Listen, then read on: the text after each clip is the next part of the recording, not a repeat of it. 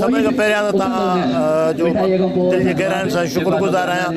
जो मूंखे इहो मौक़ो फ़राहम कयो आहे। जेतिरे क़दुरु सकाफ़त जे ॾींहं जो जेको सुवालु आहे असां वटि जेको आहे उहो सकाफ़त जो ॾींहुं पूरी सिंध में भरपूर नमूने सां मल्हायो वञे थो पियो।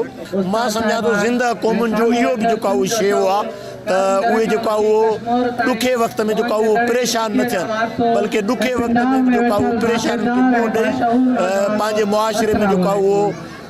भली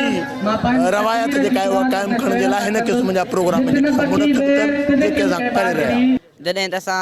सॼा सिंधी गॾिजी असां स्कूल वारनि प्रोग्राम कयोसीं, ॾाढो सुठो प्रोग्राम थियो, असांखे मज़ो आयो। ऐं सिंध जेका